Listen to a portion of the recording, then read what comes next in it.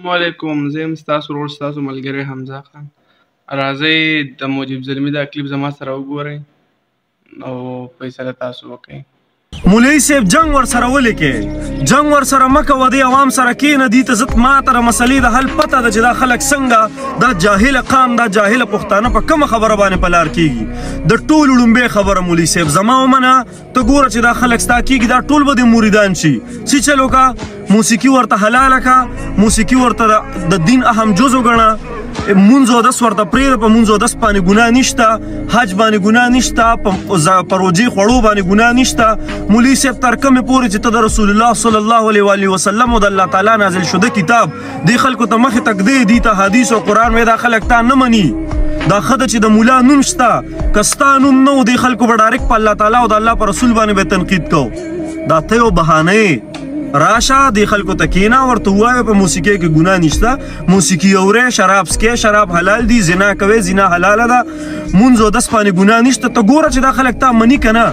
یا جاهله قامه د رباب نه هم سم سسیش جوړ کړی.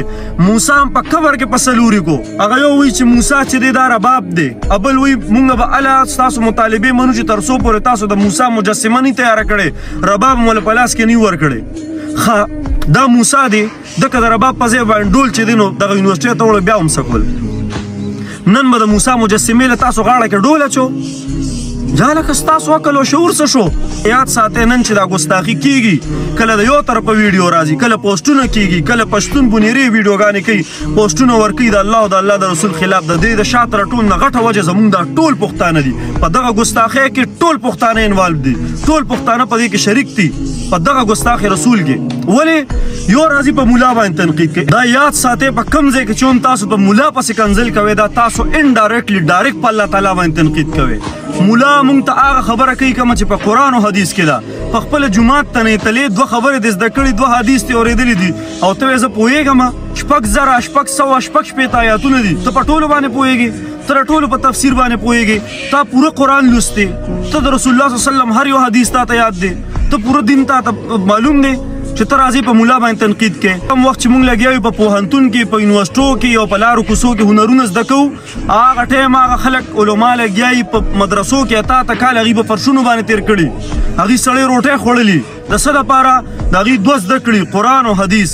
ته د هغه باره کې دا ته چې کوم تنقید په اذان کې، ته په مولا باندې کې، ته د مولا په خبرو باندې کې، دا ته ډایرکټ د الله تعالی په خبرو باندې تنقید کې، دا ته په قرآن باندې تنقید کې، دا ته په حدیثو باندې تنقید کې.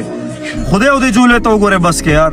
د تیرو 10 ورځو نه مولا مولا مولا مولا خبره دومره حد ته ورسېده چې د رسول الله صلی الله علیه وسلم وارثان په لارو کوڅو کې بې عزته کېږي، هغوی پسې کنځل کېږي.